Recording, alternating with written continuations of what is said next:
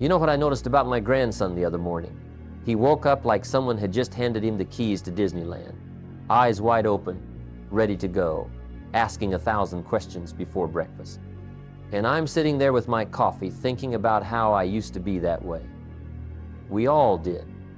Somewhere between childhood and wherever you are right now, something happened. We stopped waking up excited and started waking up tired. We stopped seeing the world as new and started seeing it as the same old thing. And that right there, that's the tragedy I want to talk to you about today. Here's what I've learned after all these years. Most people are living their lives like they're in the middle of a book they've already read. They know how the chapter goes, they think they know how it ends, so they stop paying attention to the words on the page. They treat today like it's just another Tuesday, another month, another year that looks exactly like the last one. And while they're doing that, while they're sleepwalking through their precious hours, life is slipping through their fingers like water. Let me tell you about the day I woke up. I mean, really woke up. I was 25 years old, working a job I didn't care about, coming home to an apartment that didn't feel like home, going through motions I couldn't even remember starting. One morning I'm standing in front of the bathroom mirror and I don't recognize the person staring back at me. Not because I'd changed so much, but because I realized I hadn't changed at all. I was the same person I'd been at 21, just older, just more tired, just more convinced that this was all there was, and something in me snapped. Not broke, mind you, but snapped awake. I asked myself a question that morning that changed everything. If this were my first day alive, would I spend it like this? And the answer made me sick to my stomach. Because no, I wouldn't. If I'd just arrived on this planet, if I'd just been given the gift of being human, I sure wouldn't waste it being bored, being cynical, being half asleep at the wheel of my own life. That's when I understood the first part of what I'm trying to teach you today. We need to act as if every day were the first day. Not pretend, not fake it, but actually see the world the way a beginner sees it. But here's where most motivational speakers stop, and here's where they get it wrong. They tell you to live every day like it's your first, to embrace wonder, to stay curious, and they think that's enough. It's not. Because if you only live like it's your first day, you'll never get anything done. You'll be so busy marveling at the sunrise that you'll forget to plant the seeds. You'll be so enchanted by possibilities that you'll never commit to the hard work of making one possibility real. The person who only lives like it's their first day becomes a perpetual tourist in their own life, always visiting, never building, never creating anything that lasts. That's why you need the second part, the part that makes this whole thing work. You've got to work as if it's your last day. Not in some morbid, desperate way, but with the kind of focus and urgency that comes when you realize you don't have forever. When you know that this conversation, this phone call, this chance to make something better might not come around again, that changes everything about how you operate. Think about it this way. If you knew for certain that today was your last day to work on your business, how would you spend those hours? You wouldn't waste time on things that don't matter. You wouldn't put off the important conversation. You wouldn't save your best effort for later. You'd pour everything you have into making it count.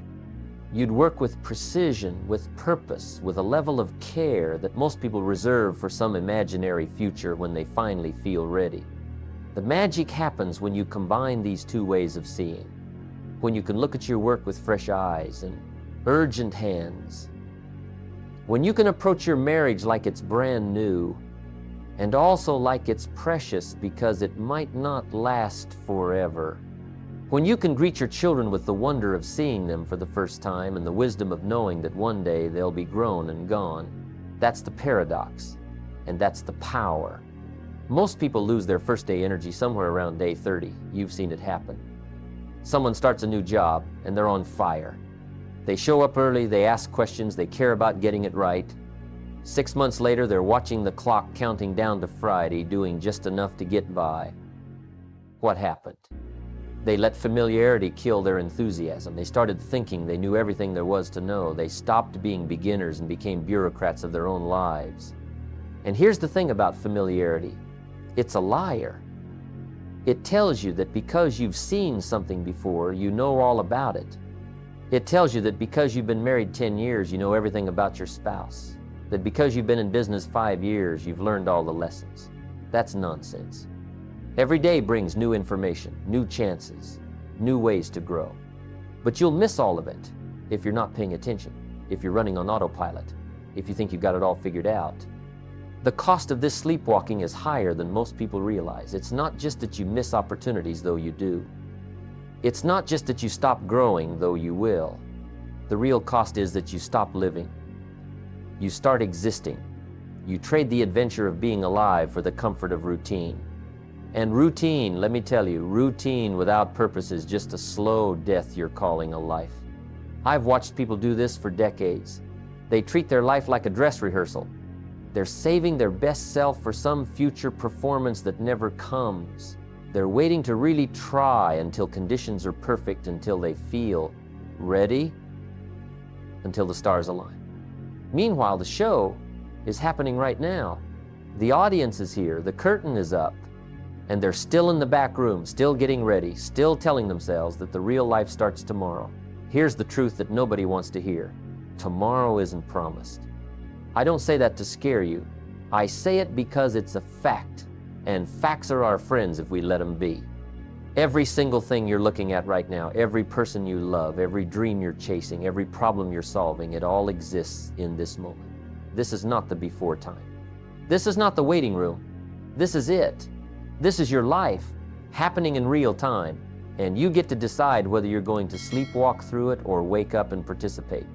When you act as if every day were the first, you bring curiosity to the table. You ask better questions. You notice things you would have missed. You listen like you've never heard this story before, even if you have. You look at your business with beginner's eyes, and suddenly you see inefficiencies you'd stopped noticing, opportunities you'd overlooked, possibilities that familiarity had hidden from you. That's the gift of treating today like it's new, because in all the ways that matter, it is new. It's never been October 4th, 2025 before. This exact moment, with all its unique circumstances and chances, has never existed until right now. But curiosity without action is just entertainment. That's why you need both sides of this coin. You need the childlike amazement at being alive, and you need the mature understanding that your time is limited and therefore precious. You need to wake up grateful for another day and simultaneously aware that you don't know how many more you're going to get. The people who changed my life, the mentors who shaped who I became, they all had this quality.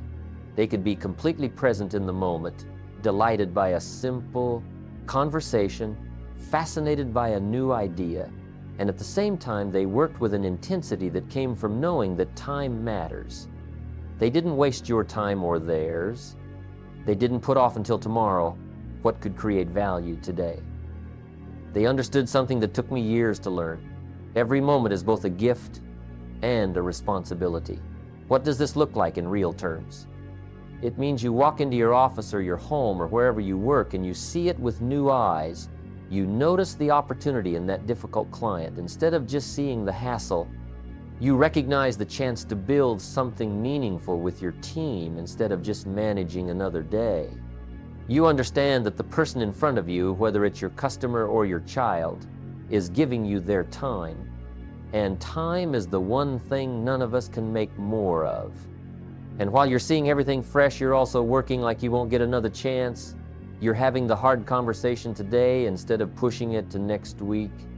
You're making the extra call. You're doing the deeper research. You're putting in the effort that separates mastery from mediocrity. Not because someone is making you, but because you know that someday is a place that doesn't exist, and later is a luxury you can't afford. Now let me tell you something about curiosity that most people miss completely. They think curiosity is just about learning for learning's sake, about being interested in things, about having hobbies and passions. And sure, that's part of it. But what I've discovered is that curiosity is actually one of the most profitable attitudes you can develop. When you're genuinely curious about your customers, about your craft, about the problems you're trying to solve, you see things that the person who's just going through the motions will never see. You ask the question that leads to the breakthrough. You notice the small detail that becomes the big advantage. I remember this farmer I knew years ago. Wonderful man, worked his land for 40 seasons. One year he found out he had a terminal illness. The doctors gave him maybe 6 months. And you know what he did? He planted his crops anyway. He worked that field like he had 40 more years ahead of him. People thought he was crazy. They'd say, "Why are you working so hard? You won't even be here for the harvest." And he'd smile and say, "That's exactly why I'm working so hard. If this is my last harvest, I'm going to make it my best one. And if by some miracle it's not my last, well then I'll have created something worth leaving behind." That farmer taught me more about life philosophy than a dozen books ever could. See, he understood something profound. He understood that the quality of your work has nothing to do with how much time you have left. It has everything to do with how much respect you have for the work itself. He planted those seeds with the care of someone who was doing it for the first time, making sure each one went in just right, but he also planted them with the urgency of someone who knew he might not get another chance. And that combination, that's where excellence lives. Most people are operating on the exact opposite principle. They're working like they have all the time in the world, so they're sloppy, they're careless, they're postponing their best effort for some future season that may never come. And at the same time, they've lost all the wonder, all the curiosity, all the joy that makes the work worth doing in the first place. So they're getting neither the productivity of urgency nor the innovation of fresh thinking. They're stuck in the worst of both worlds. Here's what happens when you combine these two mindsets in your actual work. Let's say you're in sales. If you treat every customer like it's your first customer ever, you're genuinely curious about them. You're not running your script, you're having a real conversation. You're listening for what they actually need instead of just waiting for your turn to pitch. You're fascinated by their business, their challenges, their goals. That's the first day thinking. But then you add the last day urgency. You're not putting off the follow-up until next week. You're not being casual about the details. You're not leaving anything to chance because you know that this might be the only shot you get with this person. You're bringing precision and care to every single interaction. When you work like that, something interesting happens. You stop worrying about whether you're going to make the sale because you're too busy actually serving the person in front of you. You stop stressing about quotas and numbers because you're focused on doing something genuinely valuable. And ironically, paradoxically, that's when the sales start coming easier. That's when the results start showing up. Because people can feel the difference between someone who's just trying to close them and someone who actually cares about getting it right. The same principle applies if you're a teacher. You walk into that classroom like it's your first day teaching and you're amazed that you get to do this, that you get to help shape young minds, that you get to make a difference. But you also teach like it's your last day, like this might be the only chance you have to reach that one student who really needs what you have to offer. So you don't phone it in. You don't just repeat last year's lecture, you bring everything you've got every time, because the combination of wonder and urgency won't let you do anything less. Or maybe you're a parent. You come home from work and instead of seeing the same old chaos, the same old mess, the same old demands, you try something radical. You look at your kids like you're seeing them for the first time today. You notice how they've grown, how they're changing, how they're becoming whole people right before your eyes. That's the first day perspective. But you also interact with them like you won't get tomorrow, guaranteed. You don't put off the conversation. You don't say you're too tired to listen. You don't assume you'll have 1,000 more chances to tell them you love them. Maybe you will, and I hope you do, but acting like you might not changes the way you show up right now. What I'm describing here isn't some feel-good philosophy that sounds nice but doesn't work in the real world. This is practical economics. Your time is your most valuable asset. It's the one thing you can't buy more of, can't borrow, can't save up for later. Every hour you waste being bored, being cynical, being half-present, that's an hour you'll never get back. That's an investment you're making in nothing, and nothing is exactly what it pays back. But when you treat your time like it's both infinitely valuable and wonderfully new, you start making different choices. You stop spending hours on activities that don't move anything forward. You stop giving your attention to people and projects that drain you without filling anything back up. You become selective, not because you're being snobby or exclusive, but because you realize that saying yes to everything means saying yes to nothing that really matters. I've made every mistake there is to make in this area. I've wasted years treating important relationships like they'd always be there. I've postponed meaningful work because I thought I had plenty of time. I've let familiarity rob me of gratitude, let routine replace genuine engagement, let the comfort of the known keep me from the growth that comes from staying curious. And every single time, I paid for it. Not always immediately, but eventually the bill always comes due. The person who works with urgency but without wonder, let me tell you what happens to them. They burn out. They accomplish things, sure, but they hate every minute of it. They're so focused on the deadline, on the pressure, on getting it done, that they forget why they started in the first place. They lose touch with the meaning behind the motion.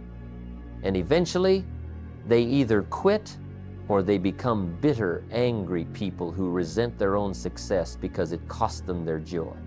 On the other hand, the person who has all the wonder but no urgency, they end up broke and disappointed. They're full of ideas but empty of results. They're always starting new projects but never finishing anything. They're so enchanted by possibility that they never commit to making one specific possibility real. They drift through life like a tourist, experiencing everything but building nothing. And they wake up at 60 wondering why they have nothing to show for all those years of good intentions. But get both sides working together and you've got something powerful. You've got the enthusiasm that makes the work enjoyable and the discipline that makes it productive. You've got the creativity that comes from seeing things fresh and the execution that comes from knowing you can't wait forever. You've got someone who loves what they do and actually gets it done. That's the sweet spot. That's where you want to live. Think about the successful people you know, the ones who've actually built something lasting. I guarantee you, if you look closely, they've all got this quality. They're still excited about their work, still asking questions, still learning, still approaching each day like there's something new to find out. But they're also showing up on time, meeting their commitments, doing the unglamorous work that success requires. They're not choosing between passion and discipline. They're insisting on both. Here's a simple test you can run on yourself. Starting tomorrow morning, take any task you have to do, anything on your schedule. Ask yourself 2 questions. First, if I were doing this for the very first time, what would I want to know? What would I be curious about? How would I approach this if I had beginner's eyes? Second, if this were my last chance to do this task, to serve this client, to have this conversation, what would I make sure I didn't miss? What would I want to get exactly right? The answers to those 2 questions will tell you everything you need to know about whether you're really bringing your best self to the table. And I'll tell you right now, most of the time, for most people, the answer is going to be uncomfortable. Because most of the time, we're not bringing curiosity, we're bringing assumptions. We're bringing habit. We're bringing the worn-out patterns we've been running for so long we don't even see them anymore. And we're definitely not bringing urgency. We're bringing procrastination. We're bringing, I'll get to it later, we're bringing good enough for now. Good enough for now is the enemy of everything great you could become. It's the compromise that costs you your future. It's the little voice that says you can mail it in today because you'll make up for it tomorrow. But tomorrow comes, and the same voice is still there, still telling you the same lie, and before you know it, you've spent a decade giving less than you're capable of giving and wondering why you're not getting the results you want. The truth is, every day you're making deposits or withdrawals from the bank account of your life. Every conversation, every task, every choice, it's either adding to your wealth or taking away from it. And I'm not just talking about money, though this principle absolutely applies to finances. I'm talking about the wealth of relationships, the wealth of skills, the wealth of reputation, the wealth of character. Every single day, you're either becoming more valuable or less valuable. And the deciding factor is whether you're showing up with both wonder and urgency or just going through the motions. Most people are making withdrawals they don't even know about. They're taking from their marriage by being half present during dinner. They're taking from their career by doing mediocre work. They're taking from their health by treating their body like it's invincible. They're taking from their future by living like they have unlimited time to figure things out. And then they act surprised when the account runs dry, when the relationship falls apart, when the opportunity passes them by, when the diagnosis comes back serious. Now, what I'm asking you to do here requires something most people aren't willing to develop. It requires you to become 2 people at the same time. You've got to be the excited beginner and the seasoned veteran in the same moment.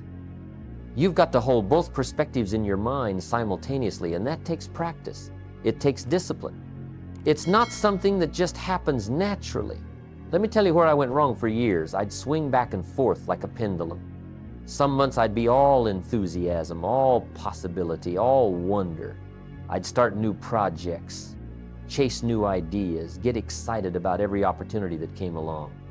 And I'd accomplish absolutely nothing because I had no follow-through, no discipline, no structure to channel all that energy into something productive. Then I'd swing the other way. I'd get serious, get focused, get disciplined.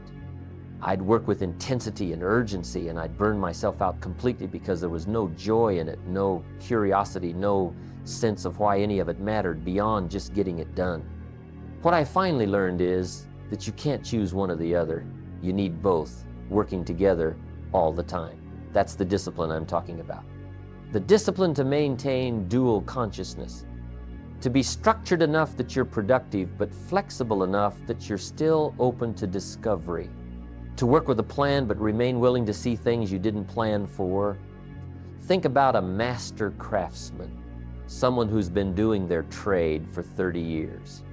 The best ones, they still approach each project with genuine interest. They're still curious about the wood or the metal or whatever material they're working with.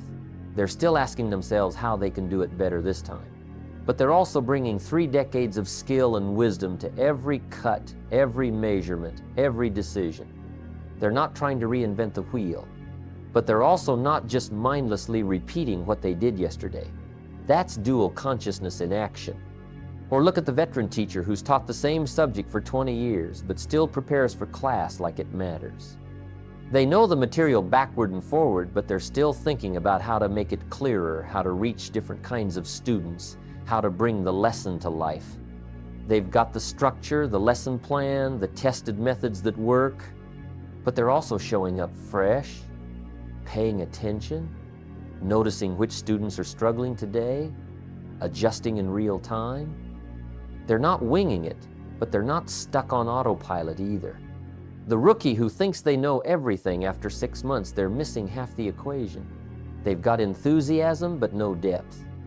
They're asking questions, but not listening to the answers because they're too busy being impressed with themselves. On the other hand, the veteran who's stopped being curious, who just shows up and collects a paycheck, they're missing the other half. They've got knowledge, but no vitality.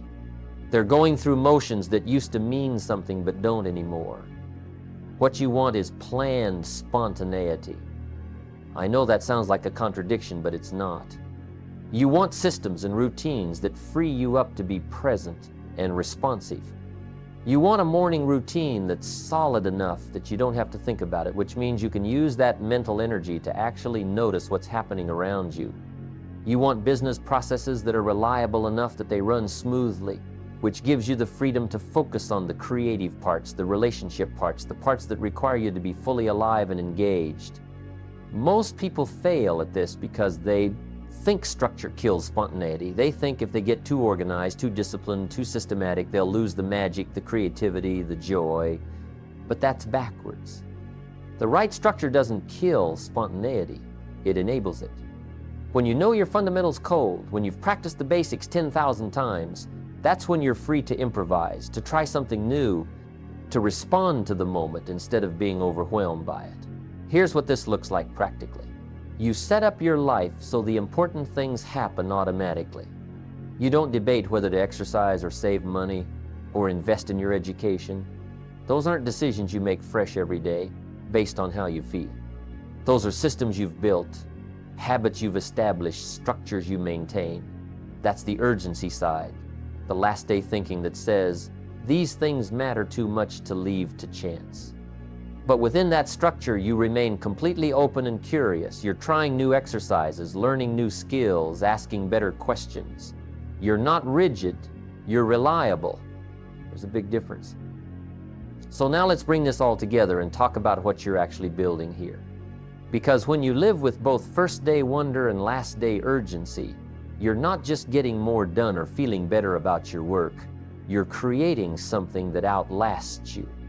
You're building a legacy in real time with every decision you make, every conversation you have, every task you complete. Here's the test I want you to run on everything you do. Ask yourself, would I approach this differently if it were my first time doing it?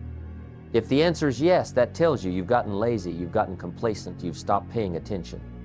Then ask, would I do this differently if it were my last chance to do it? If the answer is yes, that tells you you're not bringing enough urgency, enough care, enough respect for the moment. Anytime both answers are yes, you know you're not operating at your best.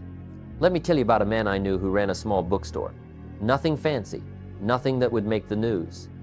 But every single person who walked into that store, he treated them like they were the first customer he'd ever had and the last one he'd ever get. He'd ask what they were interested in, really listen to the answer, and then he'd walk them around the store sharing books he thought they'd love. He didn't just point to a section. He didn't just ring up the sale. He created an experience every single time. And you know what? That little bookstore thrived for 40 years in a world where big chains were putting everyone else out of business. Because he understood something those chains never figured out. People don't just want books. They want to feel seen, heard, valued. They want someone who cares. That bookstore owner, he was building something with every interaction. He was making deposits in the relationship bank account with every customer. He was creating a reputation, one person at a time. And because he worked like each day mattered and approached each customer with genuine curiosity, he built something that meant something. That's legacy. Not what you leave behind after you die, but what you create while you're alive. The relationship between gratitude and accountability, that's where this whole philosophy comes together. Gratitude is your first day thinking. You're grateful for another morning, another chance, another opportunity to be alive and participate in this world. You don't take it for granted. You notice the gift of it. But accountability is your last day thinking. You know you're responsible for what you do with the gift. You know that being grateful isn't enough if you waste what you've been given. So gratitude gives you the joy, and accountability gives you the discipline, and together they create a life worth living. This approach protects you from two dangers that destroy most people's potential. First, it protects you from complacency. You can't get complacent when you're seeing everything fresh, when you're staying curious, when you're treating each day like it's new. Complacency requires familiarity, routine, the assumption that you know how everything works. First day thinking doesn't allow that. Second, it protects you from desperation. You can't get desperate when you're working with urgency, but also with purpose. Desperation comes from panic, from realizing you've wasted time and now you're trying to make up for it all at once. Last day urgency is different. It's calm, it's focused. It's about doing what matters right now without the drama of emergency. So here's what I want you to do starting tomorrow morning. Before your feet hit the floor, remind yourself of two things. First, I've never lived this day before. I get to see what it brings. Second, I don't know if I'll get another one like it. I better make it count. Those two thoughts, held together, will change the way you move through your day. When you sit down with your family, be there. Really be there. See them like you're meeting them for the first time. Notice the details. Listen like you've never heard their stories before. But also speak truth. Have the real conversations. Don't put off saying what needs to be said. Work like it matters because it does. Love like it's precious because it is. Build like you're creating something permanent, but enjoy the process because it's happening right now. Every day is actually both things I've been talking about. It's literally the first time this specific day has ever existed. October 4th, 2025 has never happened before in all of human history. And it could genuinely be your last. Not to be morbid, but to be honest. So you're not pretending when you live this way. You're just acknowledging reality and responding to it appropriately. The question that ties everything together is this: am I building something today that I'd be proud of if it were all I had? Time to build. That's it. That's the whole philosophy in one sentence. If you can answer yes to that question at the end of each day, you're doing it right. You're combining wonder and urgency, gratitude and accountability, beginner's mind and expert's discipline. You're awake. You're participating. You're creating something that matters while there's still time. Now get out there and make your life mean something. Starting right now, today's the first day, and it might be the last. So act accordingly.